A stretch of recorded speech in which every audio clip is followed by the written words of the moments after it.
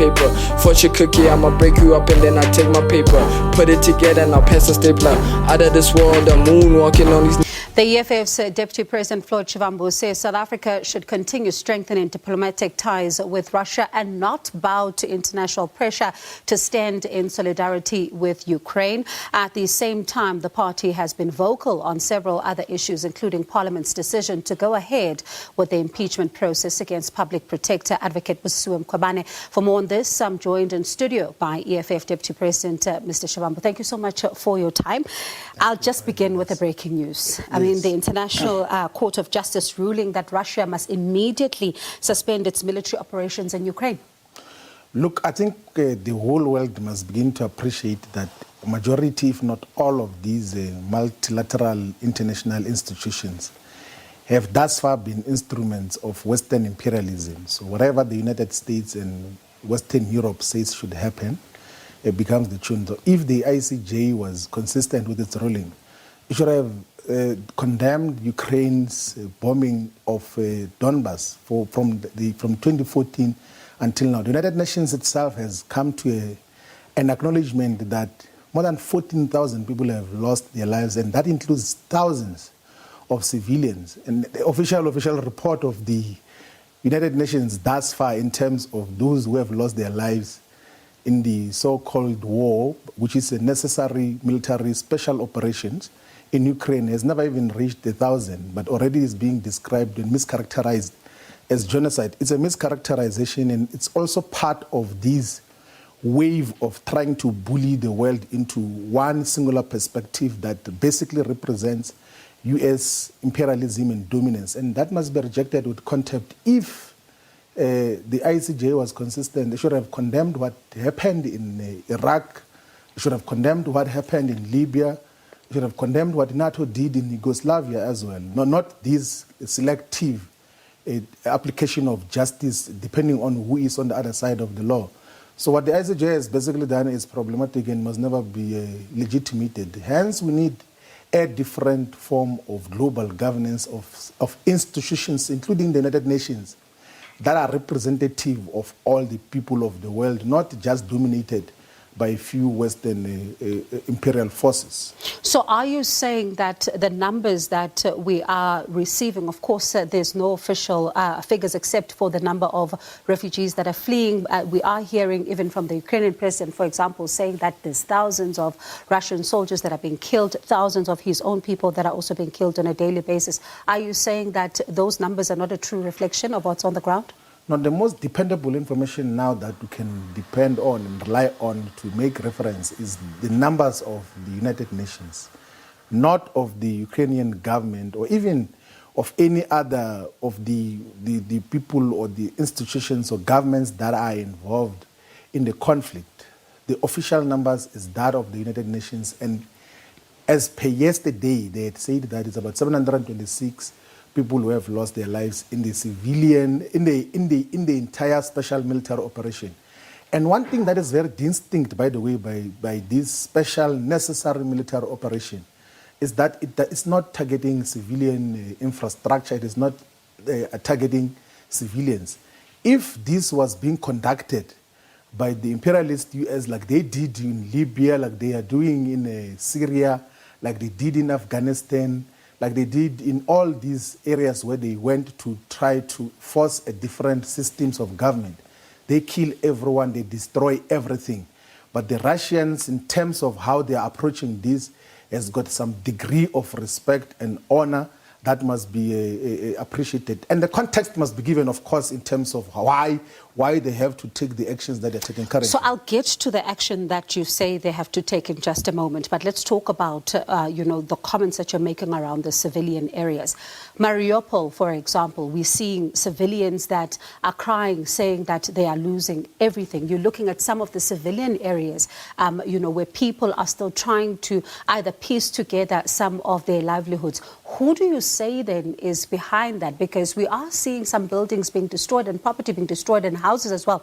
Is it the Ukrainian government or what's going on there? Because you say that it's the Russians are not hitting civilian areas. Now, look, you must remember that at the beginning of these necessary military special operations, what the Ukrainian government did was to release criminals from prisons and said that even civilians must be armed to fight against the Russian Federation.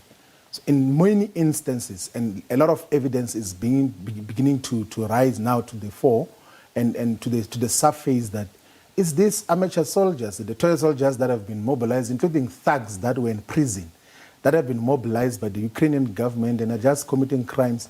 And then the Western Empire is now trying to force feed to the world a narrative that the Russian Federation is destroying civilian spaces, and that is not the case. Like, there is no one who can come with hardcore evidence that the Russian military forces are destroying civilian spaces. If they were doing that, they are far much superior to Ukrainian government, even with the sponsorship that is coming from the Americans and Germany and France and all these Western European countries.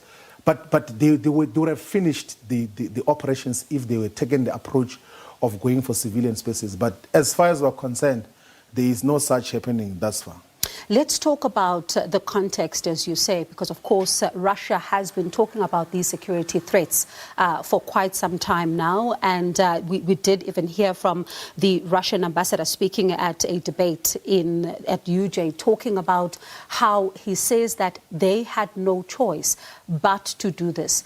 You met with him earlier on with some of the members of the Central Command team. What was the outcome of that meeting? Now, look, I think first let's give the context of what is our own interpretation of what is happening in Ukraine currently. Very briefly. Briefly is that the Russian Federation took a necessary action to avert the eastward expansion of NATO, particularly into Eastern Europe. They already have gotten the Baltic states of Estonia, of Latvia, and Lithuania to join NATO, which basically means that they are going to station their military bases in those countries, which are on the borders and closer to Russia. And already Ukraine had already made a commitment to join NATO, and NATO had said that such must be allowed. That is an existing security threat. It's actually an existential threat to Russia to allow NATO to set up its operations on its borders, because we know the history of NATO, that they've conducted wars which were senseless. They went to Iraq on the basis that these weapons of mass destruction, they killed the sitting head of state there, and then they destroyed the whole country and left with everything else, and they still continue to exploit the oil there. The same thing they did with brother leader Muammar Gaddafi, saying they're enforcing a special no-fly zone, and then they destroyed the whole country. It's not going to be recovered anytime soon, not in our lifetime, because that is what they're doing. So Russia is not in the wrong to avert NATO's expansion towards its borders. But also there's other aspect which obviously applies to the defense of the ethnic Russians that stay in Donbas. The United Nations has confirmed that it's close to 15,000 people now who have been killed by the Ukrainian government. The ICJ never said anything about that. The Security Council never said anything about that. The General Assembly never had a special sitting to condemn the activities of genocide that is being conducted by the Ukrainian government on its own people who coincidentally happen to be ethnic Russians, like they were trying to do with Crimea, which later on got to vote itself out of the Ukrainian territory. So are you saying, in a nutshell, that Ukraine as a sovereign state is not allowed to choose who it aligns itself to? Look, in terms of international law and practice, there's something called equal and indivisible security. That your security is intricately linked with your neighbors. You can't say that what overrides everything is your allies who must come and set military bases next to the people who otherwise, or countries that otherwise will never coexist with you. So if Cuba, by the way, voted with Russia in the United Nations General Assembly and everywhere else, would the United States ever agree that the Russian Federation must go and put up army bases and missiles in Cuba, which is literally like few kilometers from the nearest part of the United States in Miami? It will never happen, because there is an appreciation that the individual securities of these countries is linked to the region as a whole, not just of yourselves. You can't go and encircle Russia with NATO bases and military power, which can be utilized in a way that is opportunistic, and it's about the natural resources, it's about taking over the economy. You know that Russia is the biggest supplier of gas, of oil to most parts of Western Europe and to the world. And we know the greedy, callous, and rapacious manner in which the US has been taking over governments for selfish purposes. So Russia is correct to avert and prevent much more decisively the invasion of NATO forces in the areas surrounding We're running out of Russia. time, but I need you to very briefly, in 30 seconds, what was your meeting, the outcome of the meeting with the The Russian meeting ambassador? was to get a briefing from the ambassador of Russia in terms of what is transpiring, but also was to reaffirm the EFF support of Russia's decisive action of preventing the expansion of the imperialists of NATO, because we know their history. They've destroyed many countries here in the African country. They've destroyed Libya. They've destroyed Somalia. They've got no interest of the people. So that is what we're busy with today, and we are unapologetic about it. We actually issued a statement to explain the context within which the meeting At nighttime, niggas Alright, close the and then curtains. let's move on. Stupid hours, putting all the work in. I shuffle all night, my sneakers is dirty and worn out. If I talk on the mic, then it's wartime.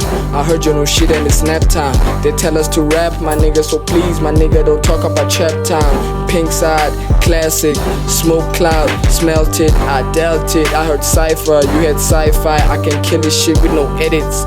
Put the game on a panic, telling Leo let's